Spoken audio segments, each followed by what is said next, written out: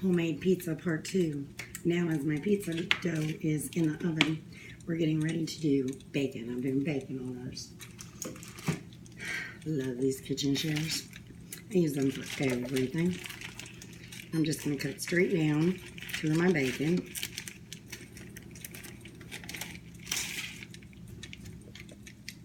And today, I'm being lazy and using a microwave. I call it a bacon maker, but it's not. You can make other things with it too. This comes out so you can reheat and cook on here too. When you're making bacon just to eat, it's advised to use 4 pieces, and my microwave takes a minute a piece. But since I'm making bacon bits, I'm not really sure how they're going to look. So I'm just going to lay my bacon out, kind of fan it out. And you do it half the time in the microwave, and then you flip your bacon and cook it the other half in the microwave. So we'll be doing that.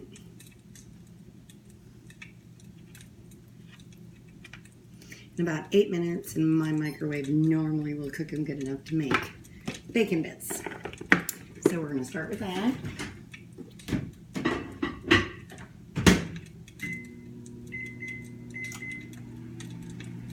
Next thing we're going to do is work with an onion here. I'm just chopping the onion, taking the skin off, and maybe about 1/3 is what I want. And I'm going to be doing this with my handy dandy slicer.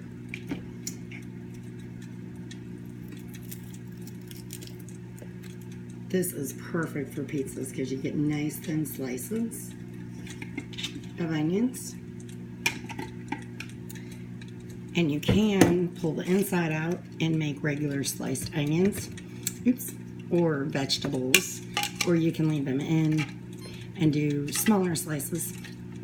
And that works perfect for me for pizza. And you're going to see how nice and thin these slices are going to be in a minute. I normally don't work with onions too much on my hands. I can't stand the smell of it, but we shall start with that. It's easy. And you just start turning. And normally, if I wasn't doing a demo to show you guys this, I'd just be doing this right over top my pizza when it's ready to put my food on my pizza. But because I'm showing you guys the demo, I'm doing it a little different today.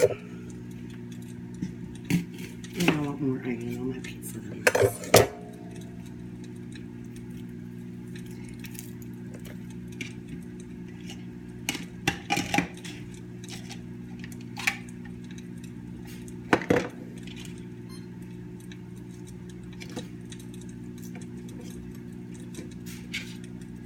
Put the lid back on. You can see exactly the way it goes. And start slicing your onion. Like I said, if you're making a vegetable pizza in your kitchen, you would just do this right over top of the pizza. You would not play games of putting it on a cutting board and making separate piles of everything you're making. This is just for demo purposes. And you can see how thin the onion slices came out. They're perfect.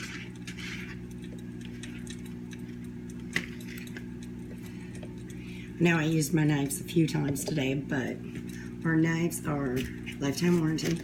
They're very sharp.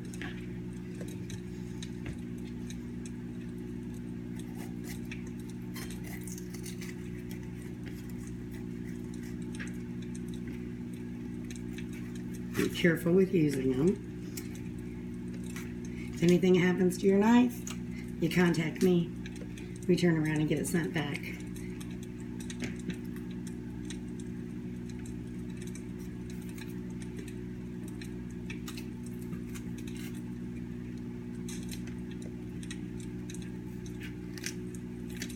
Now you can do the same thing.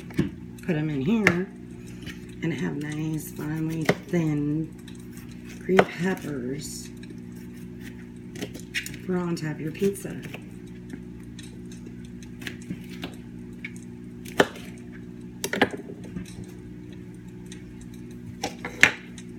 Remember, this comes out so you can do extras or do one slice.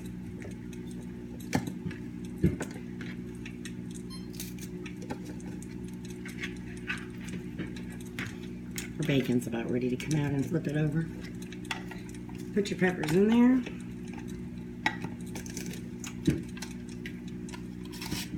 And start twisting. Nice thin slices of pepper.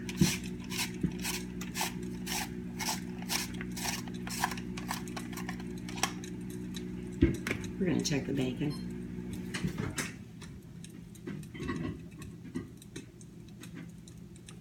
And it will be hot coming out of the microwave, so make sure you're using your mitts.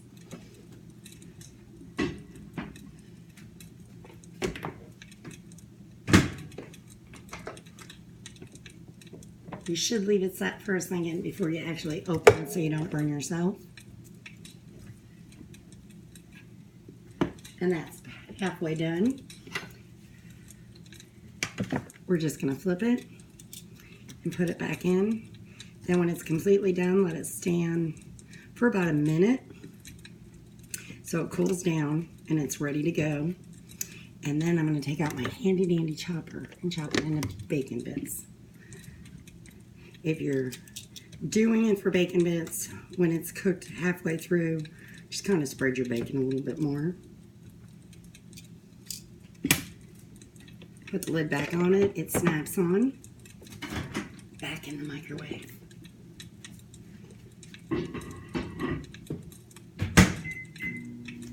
Now we're going to let that go.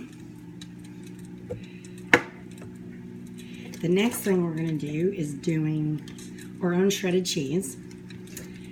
And the reason why I do my own shredded cheese is, one, it's more cost effective.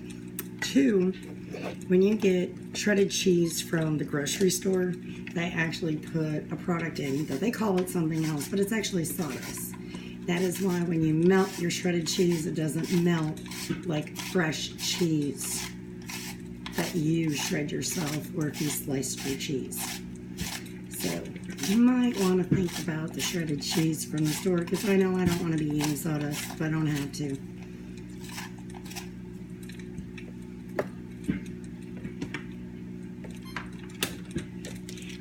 I just cut my cheese in a small enough chunk.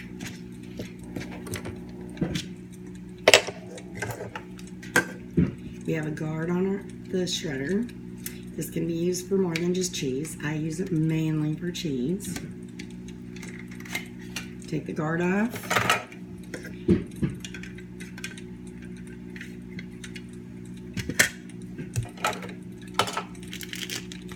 Put your cheese in, and you'll see me making shredded cheese here in a minute.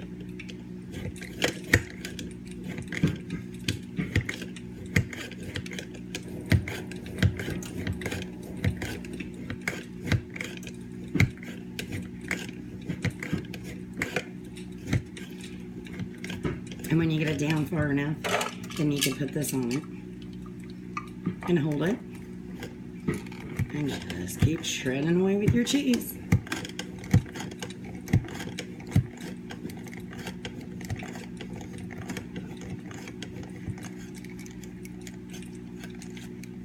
Now when you do this, there is a thumb press here, and that's how you unlock it and lock it and get it where you want it. You can do this over top of a bowl too if you want. One more thing we're doing in this video is I want to show you the garlic slicer. I love this thing. Put your fresh garlic in it.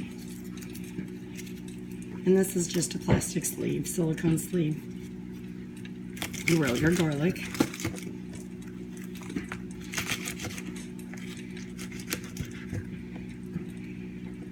And it's taking the peel right off of it for you, so you don't have to play as much with them.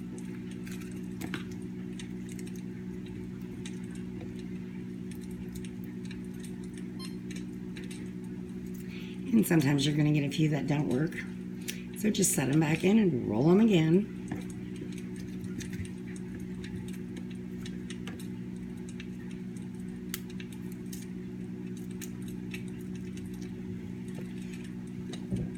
Put your fresh garlic inside of here. It's just like our little slicer.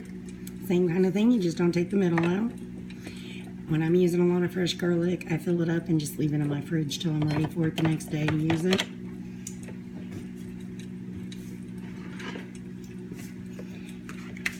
And this is the one that makes, okay Google, turn timer off.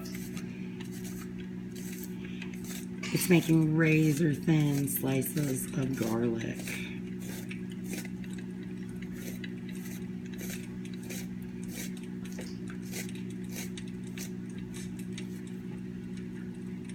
Mine just kind of stuck together there.